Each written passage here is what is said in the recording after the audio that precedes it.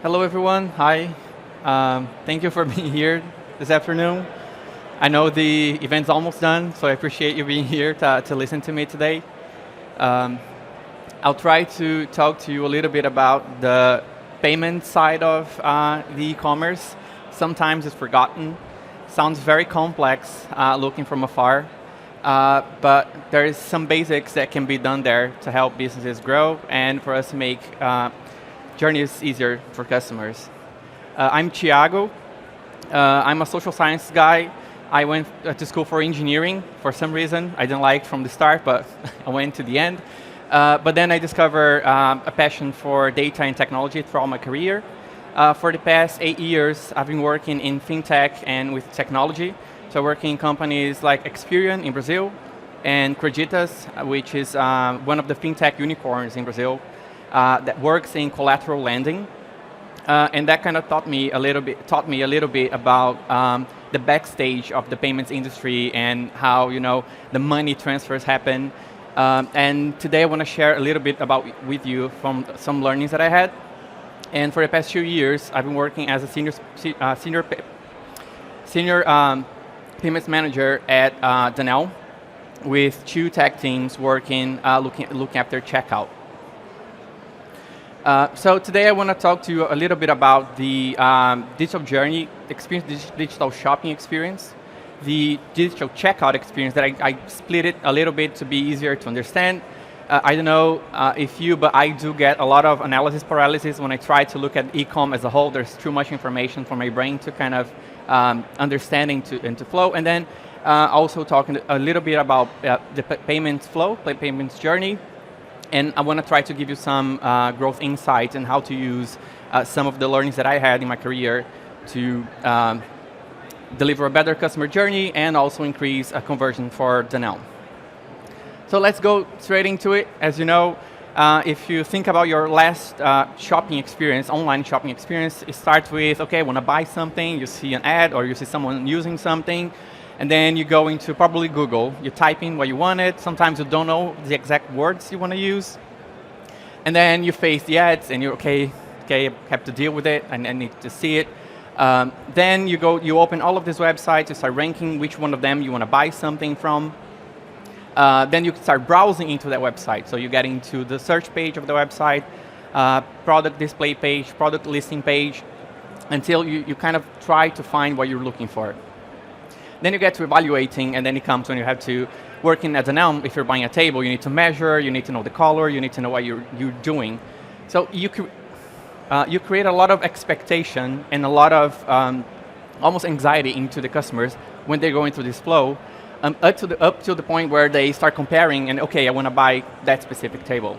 And then if you think about an e-commerce company, the customer cost increases as they progress in the journey. There's a lot of teams to keep search up. There's a lot of teams spending money in marketing. And then once you get into the basket, and this is what I'm doing as a bread and butter every day now, looking at their checkout experience, you have all of these steps, which is basically they're preventing the customer from having what they wanted. But they need to go through this because you need to know who they are, you need to know where to deliver to. So they get something to basket, and then you click arrange delivery or something similar to that, and then it comes the amazing page, like create an account, where around 70% of customers today, they are going as guests, to shop as guests. So it depends on me as a customer. I like to create accounts because I like to know where my things are and I like to keep track of everything. Then it comes the address part where, for example, if you're shopping on a Thursday and that company you're shopping from does not deliver during weekends, you might see a longer lead time for you to get what you wanted, so you might get frustrated. Details page, you need to know your customer's name, you need to know your customer's phone number, you need to know your customer's email. I mean, you can ask more, but you need some basics to proceed with the purchase, right? And then when it gets to the payment part, basically the customer just wants to be happy and to have what they wanted. And this is where it can be very frustrating when you get to a payment page and you don't have a specific payment method you wanted to. You don't see Klarna, maybe you don't see Apple Pay. So I like to split this journey, and this is how I do it, so it's easy for my teams also to work with it.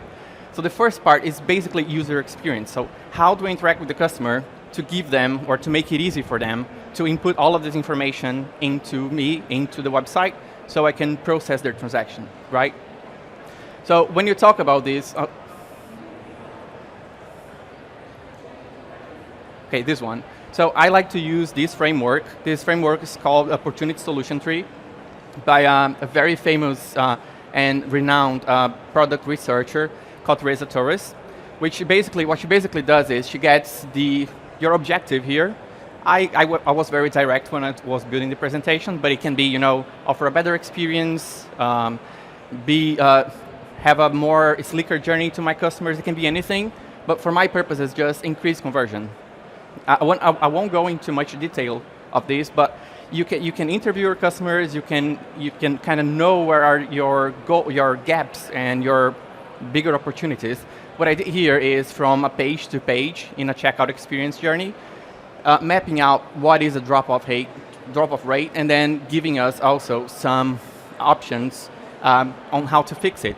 This is basically experiments you can use to test if you can, increase or decrease conversion. So from Basket, you can, for example, there's a huge drop there. You can experiment with express payment methods.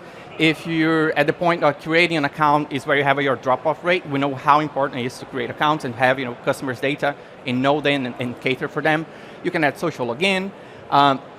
Address is something that frustrates a lot of customers, so you can add parcel shop, you can explore other things, you can go in talking to partners and how to get your products to those customers. And then details, you can get it from, Google login. You can also try to do something very, very interesting that we've done is we try to, at Dunelm, we try to get the order of the information you need to, the same order as an autocomplete from a browser does, and we saw an increase in conversion there. So there are small things in the customer journey and customer experience that you can do to increase. But this is not what I wanted to talk about, just to give some context. What I wanted to talk to you about, and this is overlooked the most, I think, it's the payments journey. What happens after a customer clicks the button, sorry, some water. When the customer clicks the button to pay, what happens there? So my teams, we are looking very closely to this part of the journey, and our goal there is to be so easy to pay at Dunelm that customers never have to think about my team, because if they do have to think about the payment journey, it's because something's gone wrong, right? And then when you look into what's the part what's the role of the payments within an e-commerce, is basically to combat fraud and keep conversion rate stable, not compromising it. So how do we do this? How do we bring this into life? So let's just take a step back and think about how payments started. So in 1994, this was where it happened the first time someone bought something online. So probably it was a computer like this, a huge machine. Some of us might have seen that, might use those when we were kids, using a dial-up connection. So you might have to ask your mom to get off the phone so you can use the internet. A guy called Dan Cohn, he used a Netscape Navigator. Well, he was, at the time, he was a very interesting entrepreneur because he had a website even prior to eBay. But this website was something you could advertise something there, but you had to meet in person to be able to exchange money or to pay for something. But he did for the first time, he bought a Sting CD for $10, 1994, I think, dollars. He paid with his card through his computer.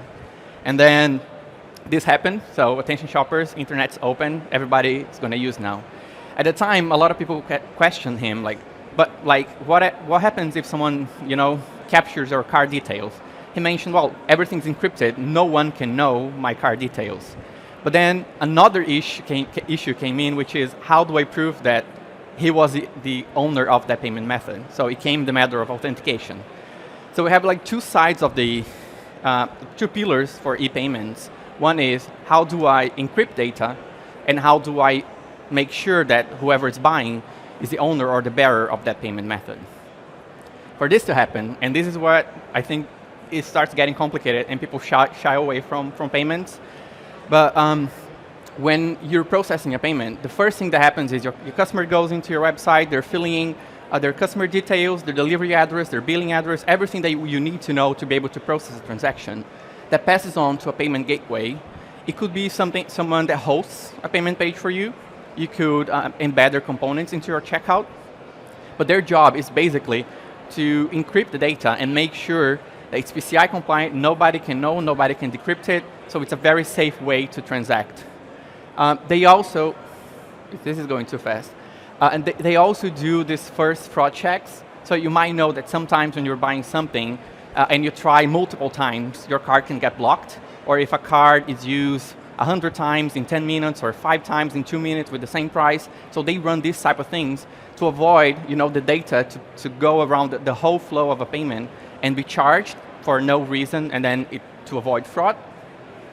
The second player here is a merchant acquirer. This is a financial institution that's going to receive the money when something happens. So you need someone to validate, okay, this account here is open, I'm expecting £50 for a transaction for a cushion that you're buying somewhere. Then it comes someone else called a payment processor, which is basically someone that's getting the information from one place to the other and guaranteeing that you are following all of the laws and all of the rules that that country has as their financial systems, right? It goes to the card schemes. The card schemes here are Visa and Master. They're basically the railways where all of the data flows. And they play a really, really important part here because they also do help with validation. They also do help with industry standards. Once they approve, it goes again to the same payment processor. They say, okay, this is fine. Let's talk to the issuing bank, right? So the issuing bank is whoever owns that means of the payment. It can be a bank, it can be Klarna, it can be PayPal. So it's whoever issued that payment method. But then there's something else that might happen, which is a communication with the customer.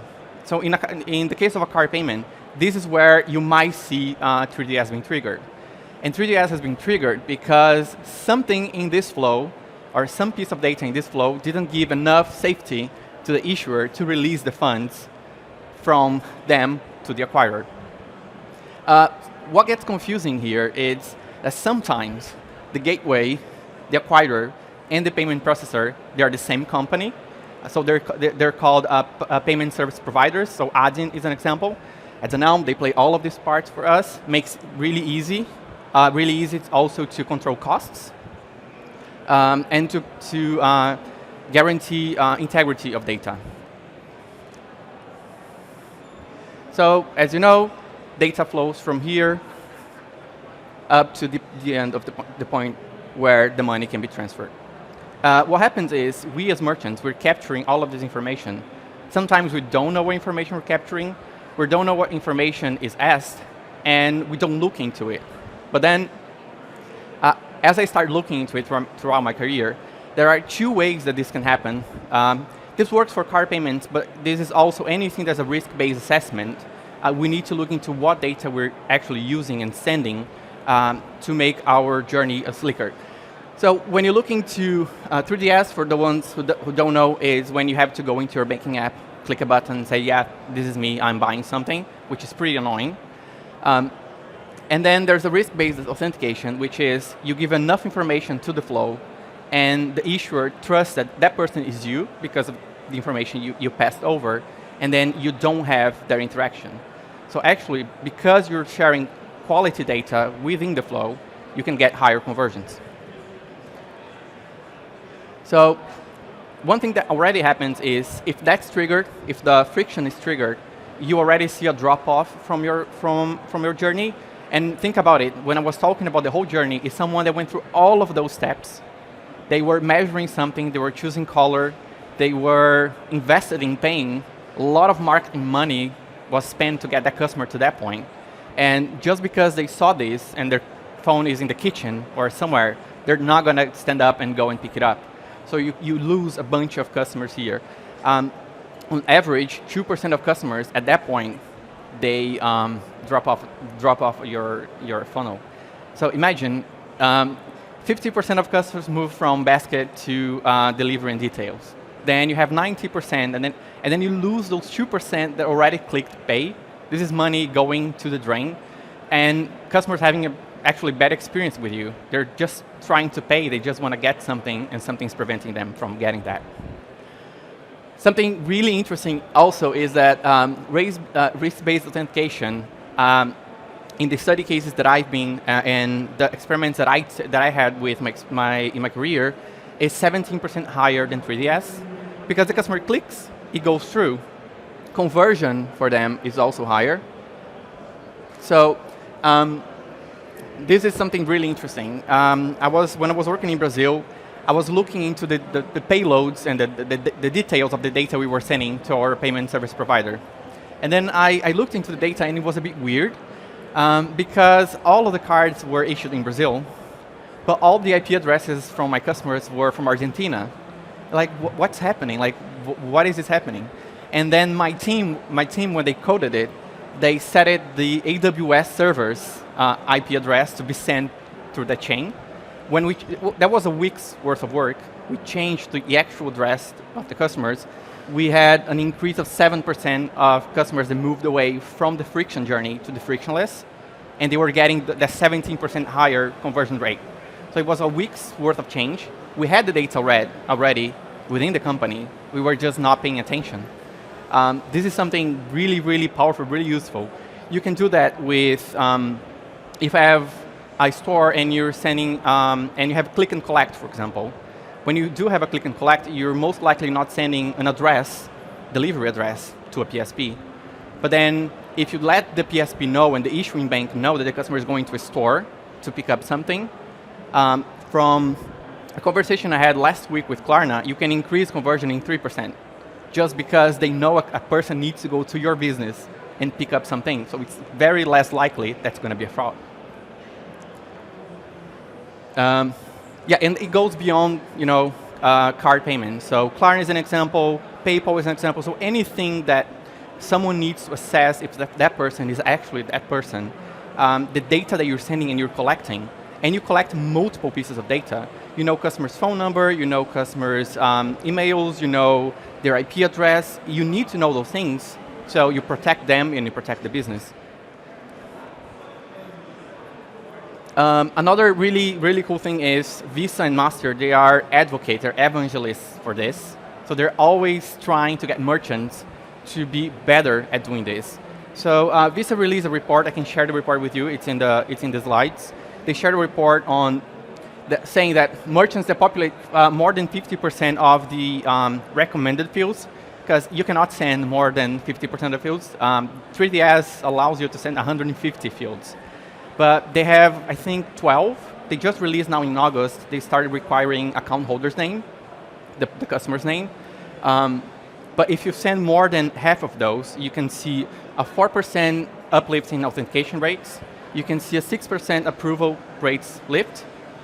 And you can move 57% of your customers from the friction journey to the frictionless journey.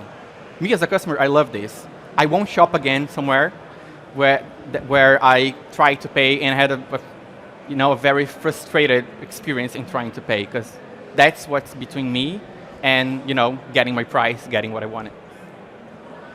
So when I look into the checkout experience, I like to look into these two parts, because you can use this, you can talk to your customer, you can make it easy for them, but if you're not taking advantage of the data in this part here, you're just leaving money on the table. So it's really, really important to pay attention to and have someone with you in the company looking at payments. It's a really tricky situation, because going to the takeaway, so we split your journey so you know how to better allocate your resources. So when you do the opportunity solution tree, for example, you know where to best input your efforts.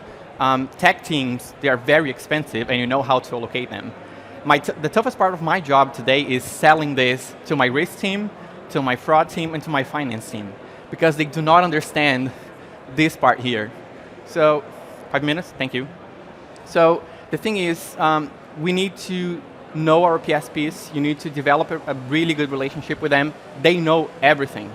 Shopify knows, Adyen knows, checkout.com know, but it's hard for them and for us. I feel that there is a connection that needs to happen there, So we as merchants, or you as a PSP, need to be communicating this with each other. Because all the data is there. Even PayPal. PayPal knows if you send one more piece of data, you can increase conversion. But you need to ask for them, where is the data? How can I see this? Where is your conversion funnel? Is there any recommendations you can give to us so we can improve our systems? Because I was looking at this, paralyzed for a long time, trying to convince my risk team that 3DS exemptions are something worth going for. But without the data the PSP has, it's really tough to. And then the last bit is that we need to take away is that data sharing. It helps in the journey. We have already all of the data. We might not need to ask anything else, but we're not using that data in a very smart way. And just by paying attention, this is really small things, like adding a field to a payment payload. For a developer, this takes a day, maybe, a week for testing and for deploying something. But this can offer a better, secure, and a better experience to customer, actually. My name is Thiago, again. If you want to add me on LinkedIn, if you want to continue having this conversation, I really, really do like talking about this. It's a very clear funnel. It's step 1, step 2, step 3, step 4. There's data everywhere. So just hit me and we can have a conversation about this. We can even exchange ideas and insights. That was all for me. I'm not sure if there's any questions. Thank you for your time.